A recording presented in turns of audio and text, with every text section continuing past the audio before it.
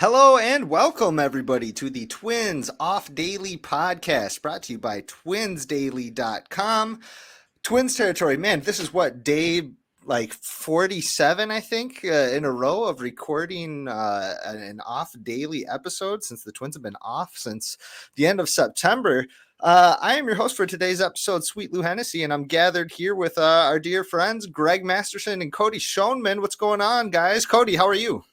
I'm doing good. The Vikings are 7-2. No other world events. We're very deep into the off season. I mean, I heard Greg has started writing a manifesto. He's like going crazy a little bit. It's hard times. Yeah, what do you got to say about that, Greg? I would just like the record to state that I have never once in my life claimed to look anything like Brad Pitt. Just in case anyone was wondering, anywhere, for any reason, that is not something that I've ever said or thought. Yeah, we had a very in-depth conversation, and we kind of decided between Jesse Plemons and Philip Seymour Hoffman. So that's kind of where we're going to stand. See, okay. Unfortunately, after you said that I kind of look like Philip Seymour Hoffman, I had to tell my wife, and my wife got mad because usually, or like always, when people compare me to people, like to celebrities or whatever, she's always like, that guy's ugly though. And she happens to think I'm kind of attractive. And then whatever celebrity I get compared to, she's like, but that guy's kind of gross. Your friends are giving me the ick about you. Philip Seymour Hoffman, he was a treasure. I don't know what she's offended by. He was a great actor and seemed like a kind soul, but I don't know. I mean, like, he was super good looking in like Boogie Nights. He was super good looking in Schenectady, New York. Like he's prime time. Yeah. Him playing Mrs. basketball. Yeah, okay. Fair enough. Well, now that we've got that out of the way here, let's go ahead and talk about our walk-off question that'll be coming up later because we're sticking on the movie subject here. So our walk-off question is: if you had to make a Moneyball style movie about some facet of the Minnesota Twins throughout their history, what would be your pitch for this movie? What would it be about? I think many of the listeners of this episode have probably seen the classic baseball movie Moneyball. I think it came out, 2012, guys, something around there, something like that. It's a classic, but what style of, I guess I should say, what subjects would it be if we had to make a movie like that about the Minnesota Twins? So start thinking about that. We'll come back to it later on in the episode. Could I ask, what was Moneyball about? In this question, what was Moneyball about? The Sacramento A's? It was about the Sacramento A's, but like way before they were in Sacramento. You're not going to believe it. You just got to see it. It was 3 hours of high on base percentage. It was just 3 hours of being told. Okay, so we're taking the stance that Moneyball was about OBP. It was about being mansplained what OBP is for 3 hours by Jonah Hill. Yes, it was. That's exactly it. And you know what? I think the Minnesota Twins deserve that. You know what it wasn't about? Barry Zito, Mark Mulder, Tim Hudson, Miguel Tejada, Eric Chavez, Octavio Dotel. Yes. He didn't end up in that movie, or was that the Billy Koch year? What year was it? 2002. Anyway, the movie Moneyball did not include any of their best players of that season. You're absolutely right, Greg. That's they won 112 games with Chad Bradford. That's what happened. Yes. It was the Billy Koch year. Okay, good to know, Greg. Thank you. So let's move on. We want to talk about free agency today. That is kind of the beginning topic that we're going to be talking about. Free agency, the concept that the Twins are going to certainly dive headfirst into as they try to improve their ball club this year with ample funds, we got to say, just as much as they can dream about here. So let's talk about it. Let's talk about what their kind of biggest needs are as they jump into free agency, and whether a free agent is actually out there that could help them with some of these areas. So let's start off here. I'm thinking first base is going to be an issue because Jose Miranda and Alex Kirilloff, question mark? What happened? No, Kirilloff is out. I don't trust Miranda to be the full-time first baseman. I think they definitely need something to supplement them. To me, that's their biggest need of this offseason. Greg, what do you think? I will ask why, like what specifically about Miranda does not give you confidence? Let's unpack that first. I feel like he's shown really good flashes of being a MLB caliber hitter for sure, but I don't think that he's shown it as extended through an entire season's length. It always seems to be he gets through really hot for 6 weeks, and that's awesome. That's great bones to be there. I don't think this is the year where you bet on him figuring it out on a full-time basis at first base, which I think is less comfortable of a defensive home than third base for him. I don't know. What do you think?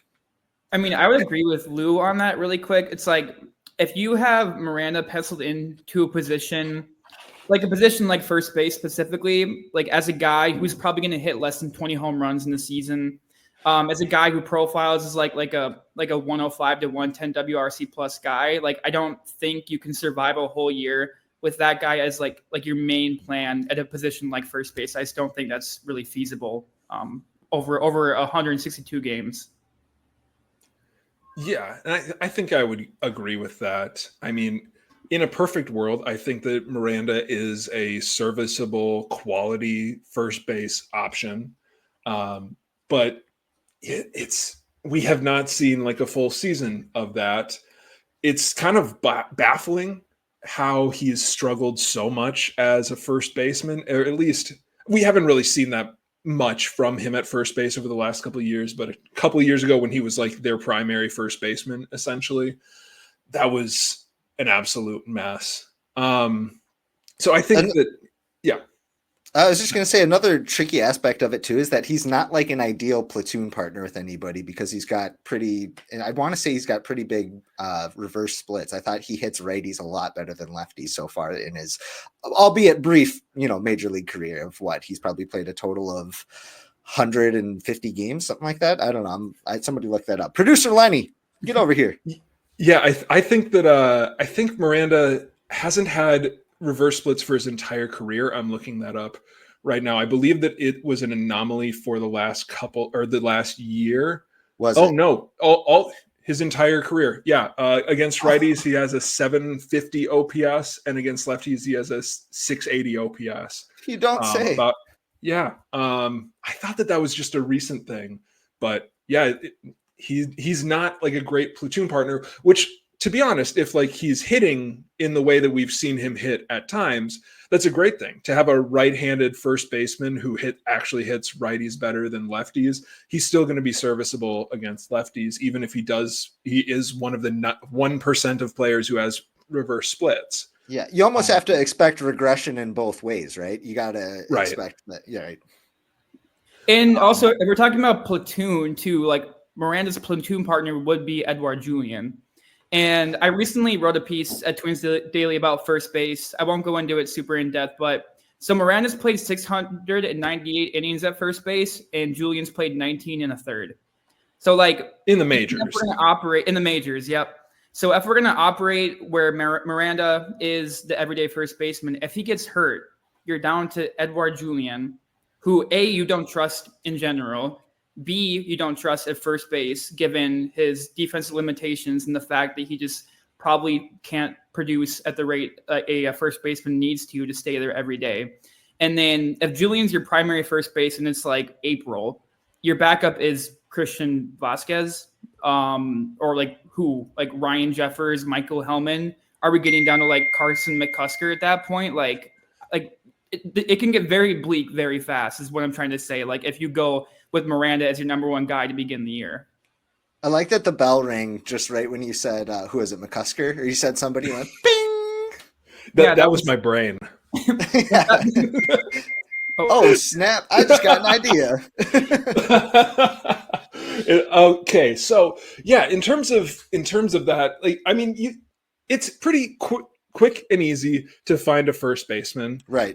As a free agent. The Twins have done that 2 years in a row. Actually, you could even say that Joey Gallo was technically. So they've done it 3 times in the last 2 years. They have gone and found a veteran first baseman who can at least somewhat hold his own. Gallo was a little bit more at the beginning of the season. He was holding his own than after.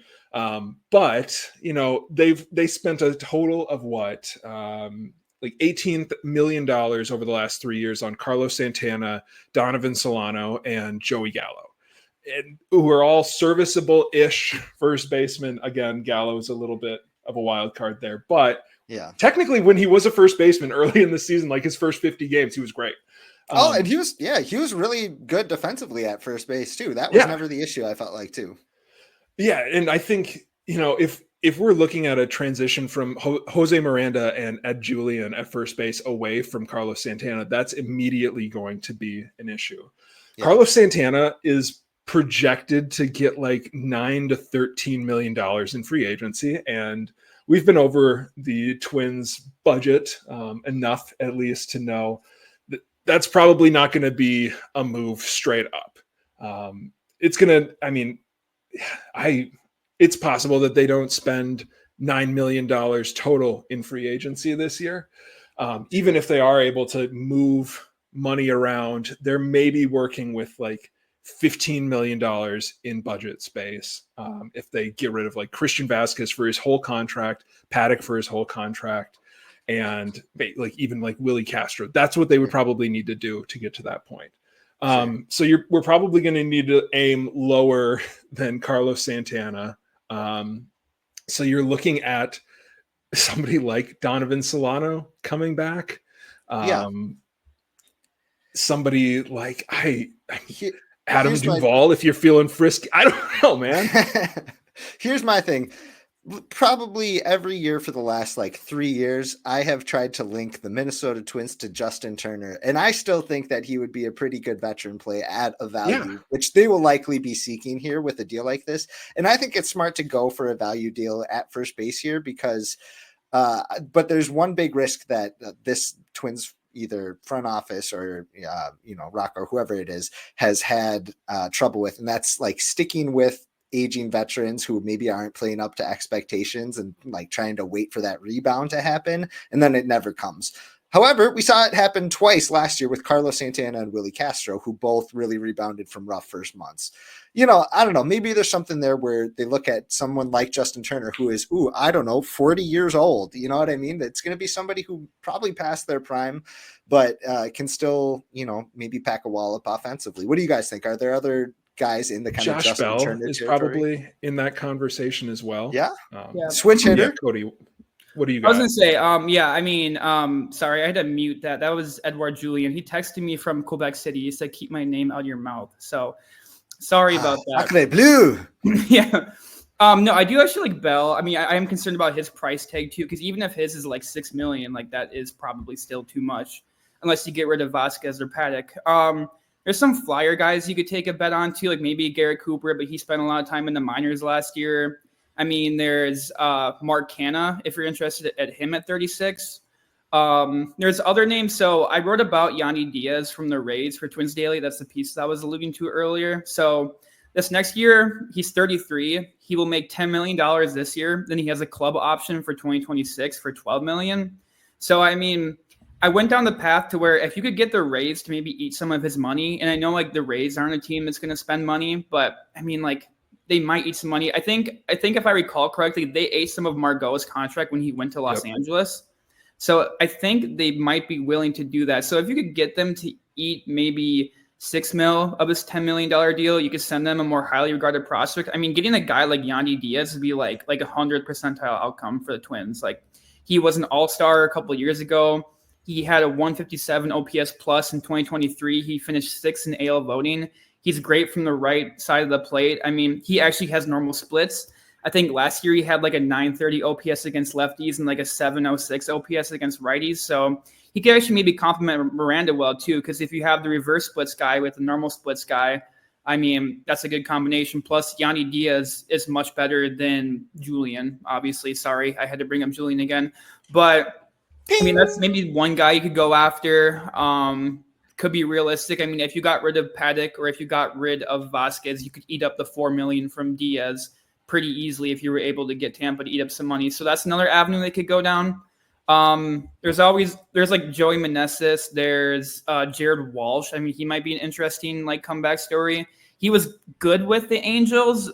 He went to Texas and he was not very good, but he also had some like, I think he had some, was it like head? He had like a head injury, I think. I don't want to speculate, but that's what I recall. So Jared Walsh might interest you, but otherwise, yeah, I mean, like, I don't think Santana is a realistic option. So it's looking kind of bleak there. That you selling him with head injury, it says everything we need to know.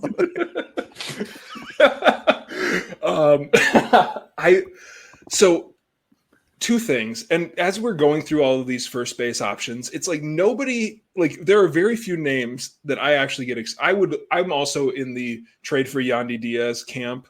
I would love to see.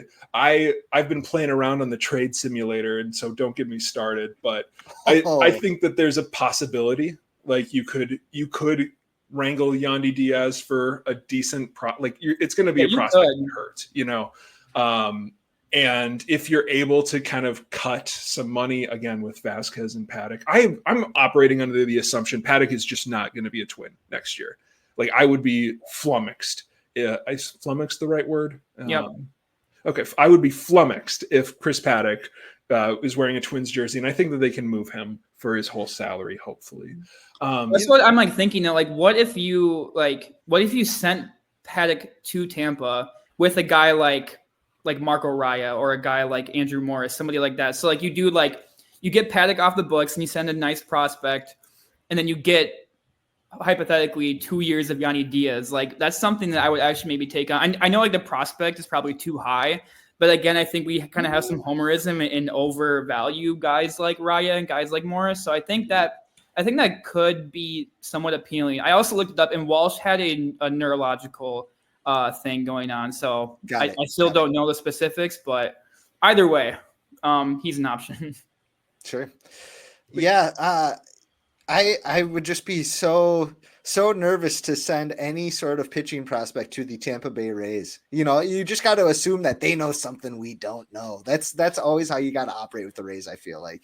But yeah, I mean, you're going to have to be creative. That's for sure. In order to make something like that work for Yandy Diaz. Yandy Diaz is the one with like the super jacked forearms, right? He's got like, he's like super pumped. Yeah. He's just like a comically large human being. Yeah. But like jacked. Yeah. So I guess one question I wanted to ask you guys, since, like I said, we're talking about a bunch of guys who really don't excite you, partially because first base is just not the position that it used to be. Like league average first base was 7% above average. That is almost like inconceivable. They're a slightly above average offensive position. And so when you're talking about the guys who are, you know, outside of the top 10, it's not super exciting. Like we might not be super excited about Jose Miranda, but like, even if he turns in the season that he just did, he would be probably in the upper half of first baseman. Sure. So question, how would you feel about spending like half of the Twins budget on a Justin Turner, a 40-year-old guy who you're just hoping has like one more year in the tank, or like even Santana, but like even if you go down, like does Josh Bell have one more solid season in the tank? I'm saying this about a 32-year-old, but he has not looked great over the last couple of years. Like, how would you feel about the Twins only having so much money and they spend half of that on a first baseman you don't feel great about?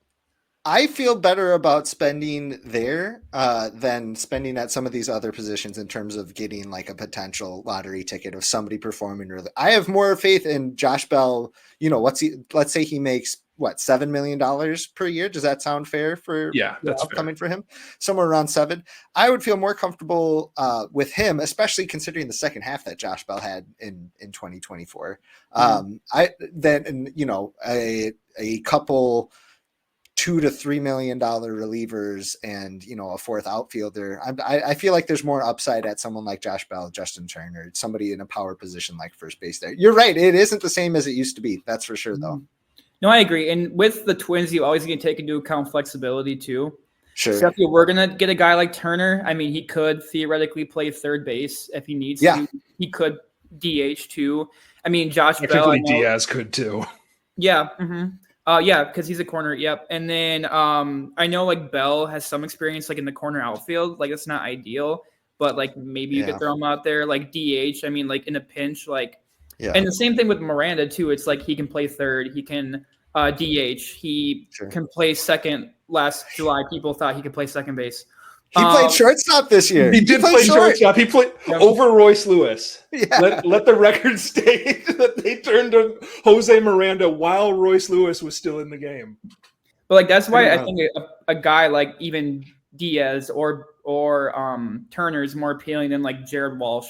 Like I said, who's like stuck at first base or like. And I also mentioned earlier Mark Hanna. There actually is Mark Hanna could make sense. Like he could play left field. He could play right field. There is some flexibility there too. So, I mean, I think when you look at these guys, you're going to have to pick somebody who can play more than just first base. I mean, another name I'd like to throw in is also Brandon Drury.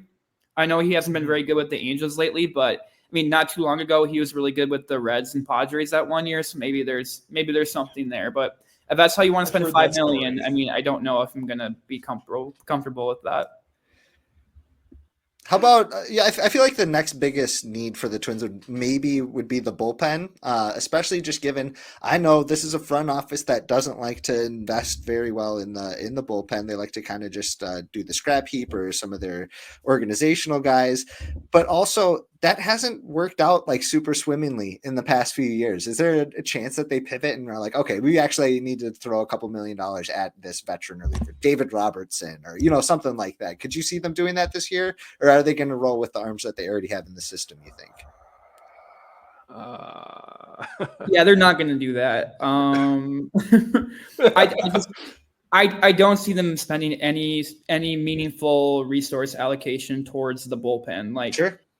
Yeah, I think they're much more comfortable rolling with like Louis Varland and even guys who were recently taken off the 40-man like Scott Blewett and the return of Daniel Duarte. Like they're gonna run with those guys over shilling out $8 million for Robertson or giving actual money to Sewald. So I mean, I hate to be so pessimistic, but I just don't see them spending any money towards the bullpen, unless it's on like a lefty. Like, I mean, I could honestly see Thielbar coming back, but like, I don't know. It's not, the money is just not going to be spent on the bullpen. And we know Derek Falvey just is not going to do that, which is probably smart, but I don't know. And let me be clear. When I even brought this up, I was not suggesting any sort of $5+ million. I meant last year, the highest salary that they doled out to a pitcher is $1.2 million, something around there.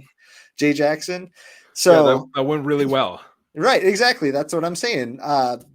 Could you see anyway? Yeah, no. I mean, I could see, I'm trying to, I had it up and now I don't have it, but like the projected bullpen for next year. I mean, it's important to have this like in context. So you've got Duran Jacks, like your opening day bullpen, you're probably going to write in Brock Stewart. Alcala Sands, that gets you to 5. Louis Varland gets you to 6. Then you've got, say, Justin Topa. You've got, who's Jason Kubel's cousin? Or brother-in-law? Tonkin, yes. And then you've got, Hedrick. You've got, like, for the 8th spot. Funderburg, Hedrick, Giovanni Moran, and I'm blanking on one name. But so you basically have to find somebody who you feel comfortable paying to take one of those spots. And I'm not saying that the Twins have an elite bullpen right now, but short of like, I don't know, maybe like Michael Chafin, which is just a name that gets thrown around every year around this time. And then again, around the trade deadline, like, maybe throwing a few $1 million at him could be beneficial, but I don't know, like anything more than like $2 million, I don't feel like the Twins are going to do, and anything under $2 million, I can see them doing, but also then being stuck with this dude who's out of gas. He'll never pitch in the majors again, and it takes until July or August for them to get rid of him. I could see it happening. I don't know. I'm not a big reliever guy. Yeah, I mean, it could quickly become like Steven Okert 2.0 or Jay Jackson 2.0, and then you're like, oh no, we spent $3 million of the $6 million we have on guys like that, and it's a complete wash. Yeah, fair enough. Fair enough. Any other big kind of free agency needs you think that they should maybe look into? I think that they need another outfielder, preferably a right-handed outfielder, which I guess it's almost become a meme at this point. I don't know what form that comes in. For some reason, I've had it in my head that the Twins are going to go and get Ahmed Rosario. I feel like the fit is so stupidly good, and I like emphasis on the stupid part because it's a silly proposition, but he's probably going to get like $2-3 million this year. He can play basically anywhere that Willie Castro can, except for center field. He's got good platoon splits. He is a good runner. Like he's a 90th percentile runner. If you're looking to add speed, you're looking to add somebody who can hit righties. You're looking to have somebody who you can stick on the infield. You not really enjoy it, but you probably don't enjoy it too much in the outfield either. But like he's not like an everyday shortstop. But I feel like that is a guy that the Twins could definitely take a run at. Interesting. Yeah. I've also thought about. I was just going to say, I've also thought about like. They need a backup center fielder. They always try to get a backup center fielder, at least the last few years. If they don't trade for one, like inevitably happens the last few years. Again, I need to keep saying this because I'm so flabbergasted by it. They have never once signed somebody to be Byron Buxton's backup. Yeah. It's always been a trade or it's been an internal option. But for some reason, I feel like they're going to get like somebody like Christian Pache, who's an elite center fielder, hit about as well as Michael A. Taylor did this year, the year that he got cut by the Pirates, but he's a former top prospect. I could definitely see them thinking that they could see something in him. Those are the two names that I hate that are stuck in my head, but I just feel like are going to be Twins. I think Pache is the perfect name. One more name I want to throw in. And this was a guy that the team was heavily linked to last year before they got Margot was Kike Hernandez.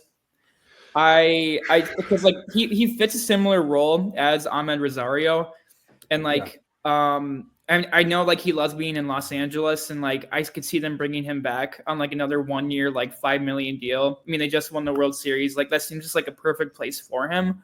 But I mean, if he wants like a bigger role, maybe some more playing time, like I could see the Twins going after Kike Hernandez again. It's just kind of like a name that's like stuck in my mind with like the Twins. Like I could see that happening pretty easily.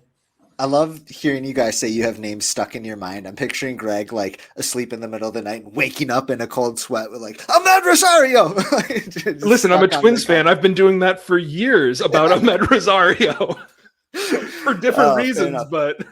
All right. Before we move on from free agency, I do want to say, I do think it's likely that they could move Christian Vasquez's salary. And if they do that, could you see them being in the market for a catcher at, a $1 million, veteran guy, not expecting a lot, but hello, you're probably not expecting that much from Christian Vasquez in 2025 either, but you could pay one of these free agents $1.5 million to come into the fold and ship Vasquez elsewhere. What do you guys think? Could you see that happening at all?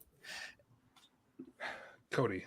Yeah, I could see that. I mean, if you're looking at the list, like the guys who would replace him would be like James McCann or Omar Narvaez, or even if you want to bring back Gary Sanchez. Like, I mean, what's interesting too is like how you look at Jeffers long term. Like, do you have much faith in him? So say you get rid of Vasquez, like, would you want to like reinvest that money in a guy like Danny Jansen, maybe try to get like a multi-year option at catcher?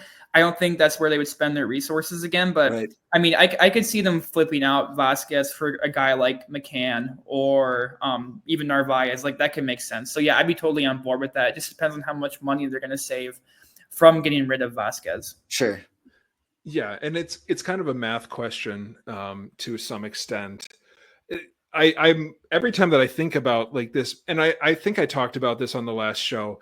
I don't think that they trust Yair Camargo as much as we might think they do, given that again, he was up for 25 days, never started a game at catcher, and caught one inning over 2 games.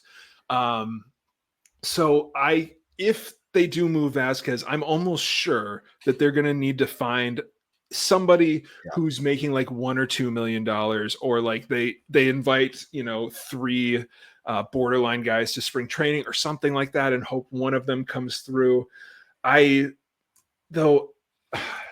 have to move enough of Vasquez's salary to make that make sense. Like if you're moving Vasquez for $5 million and then you're turning around to put $1 or $2 million into a backup catcher who's going to probably be like, we didn't like Christian Vasquez's overall performance at the plate over the last 2 years.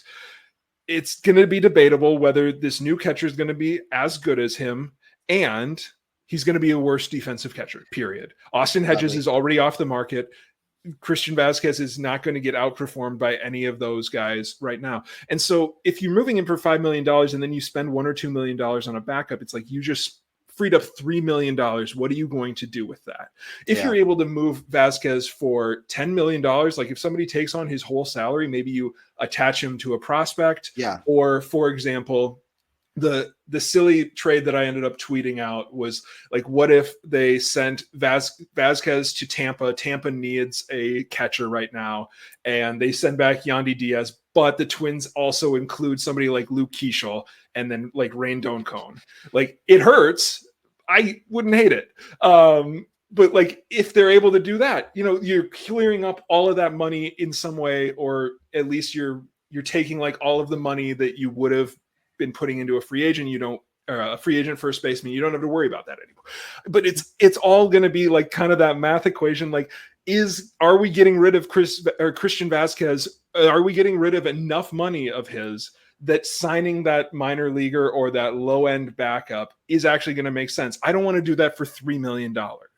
I feel like I'm taking crazy pills because you both have suggested that the Tampa Bay Rays, the stadium-less Tampa Bay Rays, are going to take on salary. You've both suggested that in this episode. For Luke Keeschel. The Rays have never had I pay them. Yeah. Oh, brother. Well, that's a gripe for another day. But for right now, let's move into our favorite segment, which is Greg's Gripes.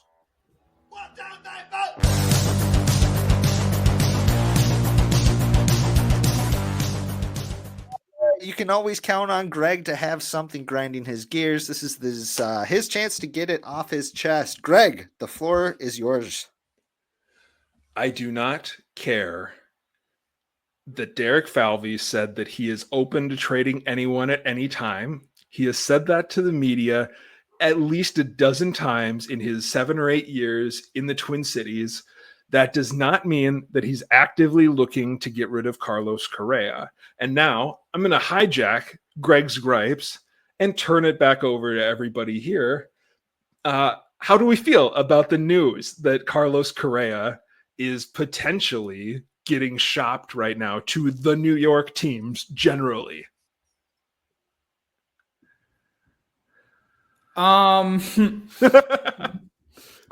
okay, so like I weirdly am not totally against it. And like initially when I saw it, I was like, oh, I hate this. But as I thought about it more and more, I'm like, I think I kind of get the idea, and I think I'm kind of with it. So if you look at it, there's 4 years left of his deal at around like 36 mil AAV, right? Does that sound accurate? About 33, yeah. Okay. It's so 36 for the next 2 years and 30 for the last 2. Okay, so realistically, if there's salary strap this year and next year, like giving like the ownership fiasco, I know Sherman noted like there's no new owner like imminent, so this could last like a couple years, like at least with the restrictions. Like if you take Correa's money off the books, then you have 33 million to play with. So that could be great this offseason because you can make like multiple additions. You could maybe get Santana back. You could make the starting pitching staff stronger. You could get like an actually good like outfielder to play in the corner outfield. But that's also like at the expense of losing Correa. You have to, analyze that. And it's like at the beginning, when Correa signed, it kind of like pointed to like this like new era of Twins baseball where it's like, oh, they're going to spend money on guys, and like as long as Correa is here, the Twins are going to contend and they're going to be serious about contending.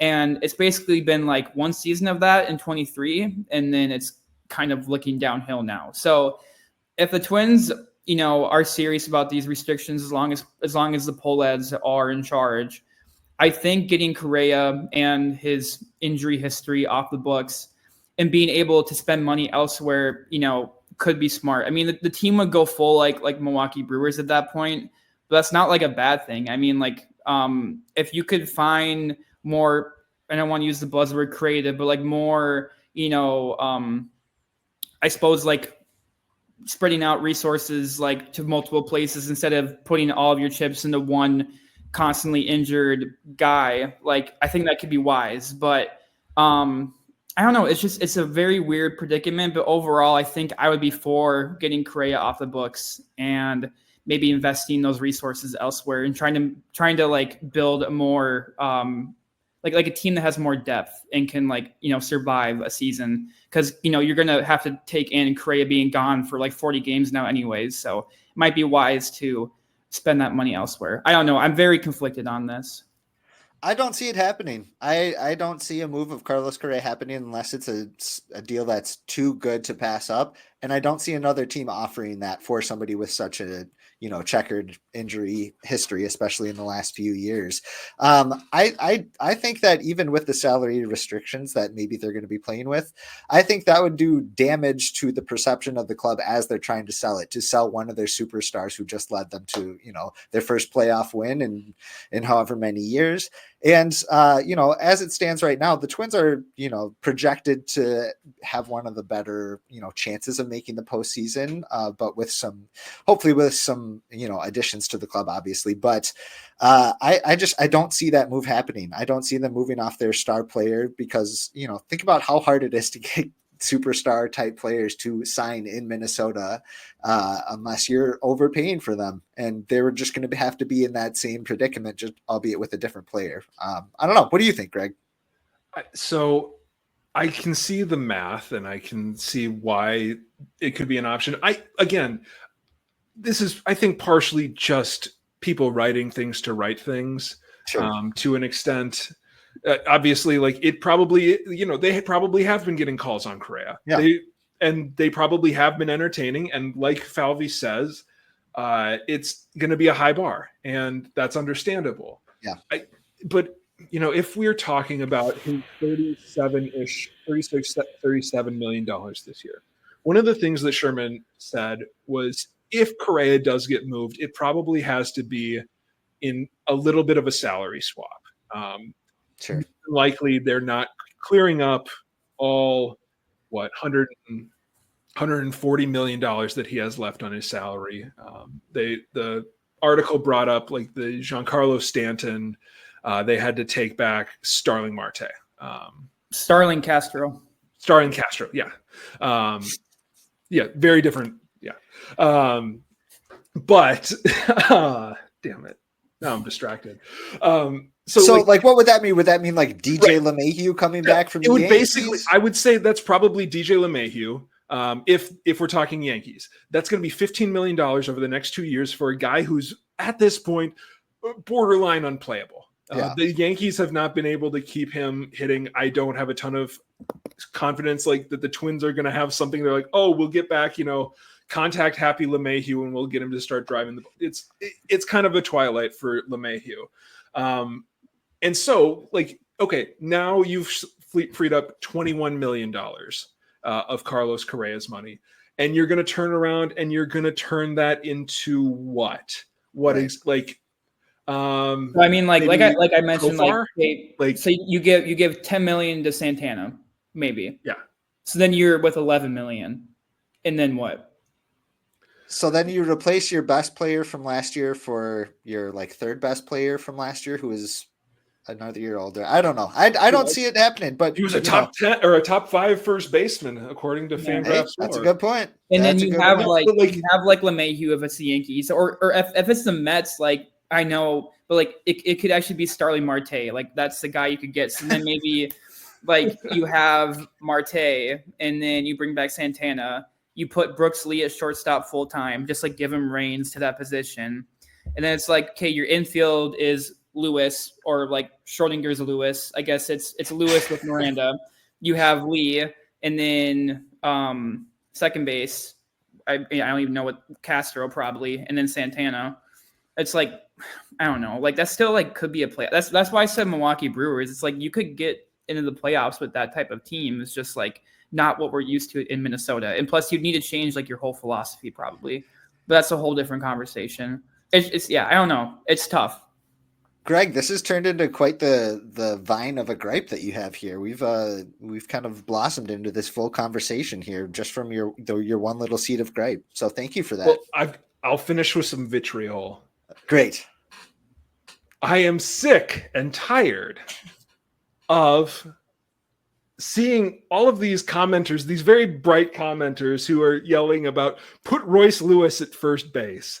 Buddy, it is not that time yet. Maybe someday, but we do not need to take that drastic of a measure right now. Can we please stop mocking Royce Lewis to first base, put him at second base where he belongs, but stop it. I am out on Royce Lewis, the first baseman. Hey, Greg. Okay, so we should put Royce at first, and then who should we sign? Royce at first, and then who's going to play third base? Mm-hmm. What's his name? Oh, should the Twins sign Miguel Sano? Question mark? I was looking. I was going down the Lone Moncada path. Have you guys heard of Lone Moncada? Greg, are you familiar with that Moncado. Lone Moncado. That's just an amazing. I love me a good typo that completely changes the guy's name. That's a deep cut. You have to read my article at Twins Daily to know who Lone Moncado is. Everybody read Cody's piece. One last one. How do we feel about a reunion with Jorge Polanco? Can you play first? Honestly, like I've had a long-standing opinion that I think I jumped on it like in 2022 that Jorge Polanco could be a first baseman like until he's like in his mid-30s.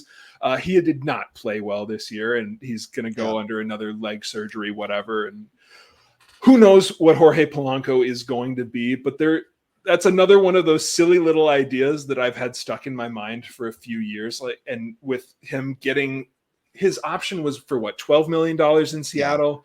Yeah. So he's probably not going to get anything close to that on the free market. Could there be an avenue for Jorge Polanco to come back and be your Carlos Santana for a year? I could 3-year deal with opt-outs. I could definitely 3-year with opt-outs. Yeah. I could absolutely see us being at like the Twins Daily Winter Meltdown in late January, and they've done literally nothing on free agency, and Jorge Polanco still being on the board. I could see that being a fun little reunion, and the price will most definitely be right. So never say never, but I don't know if I would bank on him being, super valuable for the club necessarily. It would be nice because like my lasting image of Polanco is him playing third. And then like throwing the ball away like on the first play of the DS or of the wild card series against the Blue Jays, and then seeing Kirillov's wrist get stepped on, like that's ingrained in my mind. So it'd be nice to have more positive, hopefully, memories of Polanco. That'd be good. We bring Kirilloff out of retirement, have Kirilloff play third base for a game, and just like with every throw over, say, "How do you like it? How do you like it?" As he sails it every which way, and Polanco gets run into, and My thing is, I think Kirilloff should have retired earlier, so then he could have become the hitting coach, and then they wouldn't have hired Borgschult. So just Kirilloff goes straight into coaching. They still have 2 open spots. That's true. Who could they be? Gardhire and Alex Kirilloff, and then Dave Kirilloff can come to Minnesota. What about it's all coming together? Nelson Cruz, or James Rowson, or Ryan Jeff Fry. What's Jeff Fry up to? Oh. What about Doug Minkiewicz? Greg's legitimately asking because Jeff Fry has him blocked on Twitter. So that coward. Maybe Twitter changed the rules, though. I can see his tweets again. Okay. Maybe if Fry gets Blue Sky, you guys can have more interactions. Yeah, that's definitely going to happen. I don't see that happening yet. I don't want to see why, but good luck, Jeff. Oh, brother. No, I can finally see Jeff Fry's tweets. I can finally see TC Bear's tweets. I'm finding a whole bunch of people I've never interacted with who have blocked me. I can't imagine why. I love the idea that I'm just such like a nuisance on Twitter, that there's this whole swath of people who've never interacted with me, but they're so sick and tired of seeing my shenanigans. Just send him to the shadow realm. It's over. I don't want to see this guy ever again in my life. I might block you. Just for the heck of it. Just to be added to the list. Oh, brother. All right, what do you say? Let's jump back into our walk-off question that we brought up at the beginning of the episode here. You are tasked with directing a Moneyball-style movie about the Minnesota Twins. Anything about the Minnesota Twins from their history. What is your pitch? Here's what I'm thinking. I think I would love to see the 2002 Minnesota Twins team that beat the Moneyball A's that year, see it from their perspective, but with the same directing and script writing and everything like that. That's my pitch. What do you guys think? Any other fun stories that would be fun as a Moneyball style movie? Yeah, I do want to point out that originally Michael Lewis's first idea was to cover the Minnesota Twins instead of the Oakland A's. But the Twins turned him down and would not let him write the story. So there's an alternate universe where scrappy hitters are still in vogue because Michael Lewis wrote a book about them being like the secret to victory. And so every team would have team leading 21 home runs or something like that. So that would be fun. The 2002 team. You could also rope in Contraction into that. I think that is actually a movie that could absolutely happen. About Bud and his Bud Carl. What's the word? Conspiring to get the Twins a new stadium.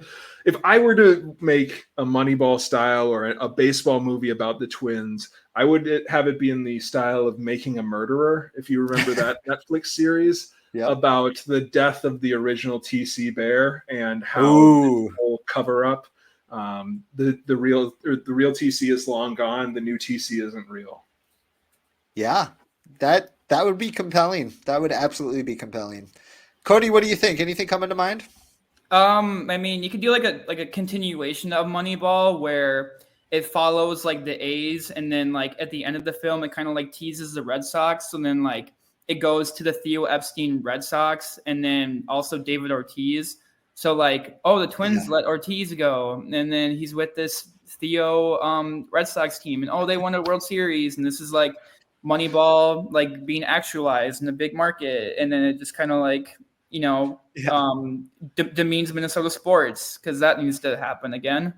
So that's kind of where my mind went with it. And, obviously everybody here hates that story, but I guess it's a story to be told for the coastal elites out there in Boston. I love thinking about sequels to Moneyball of all the different teams afterwards that won the World Series with record-breaking payrolls and just being able to spend all the money and show they actually did win. I like Cody's idea. I want to though point out the Minnesota Revenge as fellow former Minnesota first baseman Doug Minkiewicz ran away with the ball.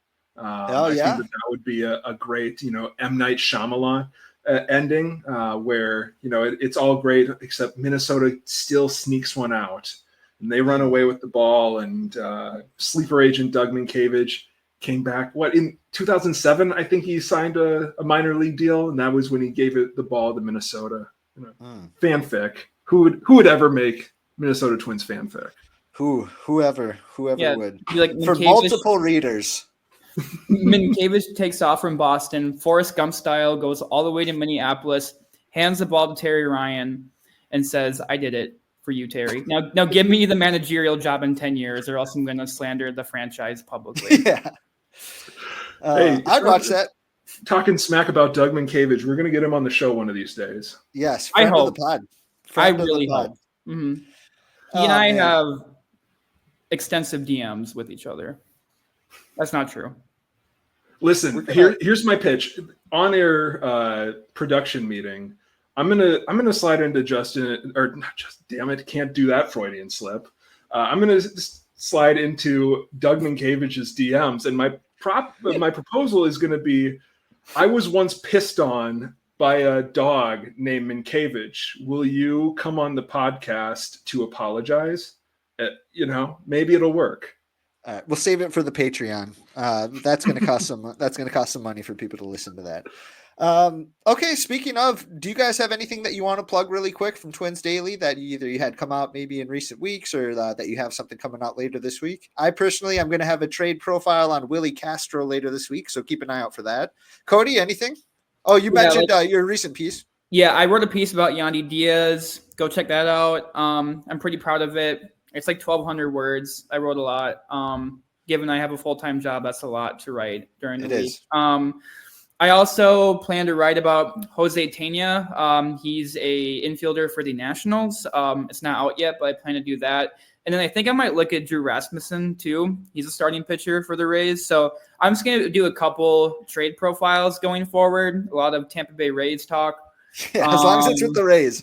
Yep. But yeah, so just look forward to that. But right now I do have that Diaz piece out. Yeah. So proud of it. It's a great piece. It's a great piece. I had a lot of fun reading it. What do you think, Greg? Anything? Yeah, I've been volunteered into writing the Twins should trade Ryan Jeffers piece. I don't know how that happened, but I guess I'm the one who's been assigned to write it. I'm also working on my biannual review of every trade that Derek Falvey has made in his Twins tenure. That comes out in 2 editions. One is going to be all of the offseason buys, and then the other one is going to be all of the challenge trades that he's made, because there's no story for offseason sells, because he's only sold one player, like traded away a major leaguer for a minor leaguer in his entire Minnesota Twins history over the offseason. Can anybody tell me who that was? Major leaguer for minor leaguer? Major leaguer for minor leaguer over the offseason. In the Falvey trade, you said? Yes, the only time he's done it. I'm blanking. I don't know. It's Gio Urshela.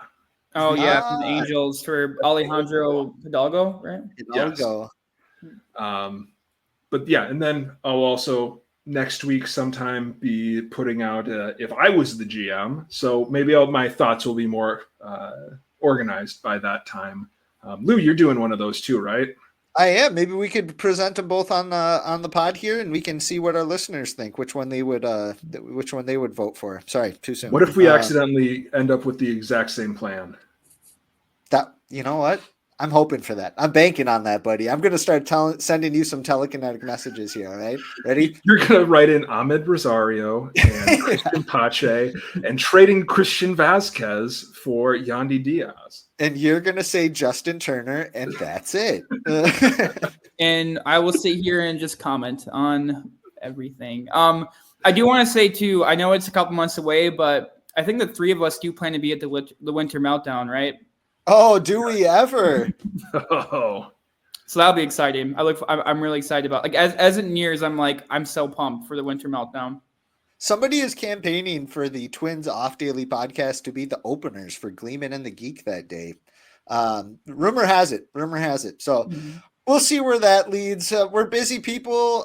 We'll see if Twins Daily can afford us for that event. But nevertheless, whether we're on stage or off it, we will absolutely be there for sure. And it's going to be a great event.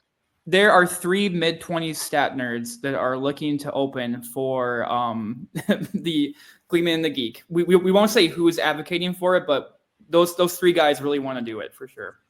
Yeah. Okay. Buddy, you do know that you're the only one in his mid-20s here, right? Oh, really? Yes. I'm in my early 30s, and Greg is in his late 70s, actually.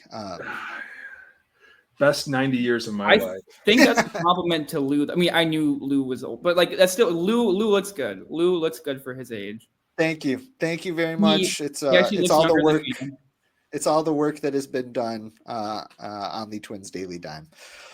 With that down, thank you very much for listening to today's episode. We will see you tomorrow because it is the next off day for this Minnesota Twins team and for the next 140 days after that. So from my friends here and from everybody at Twins Daily, stay sweet, everybody.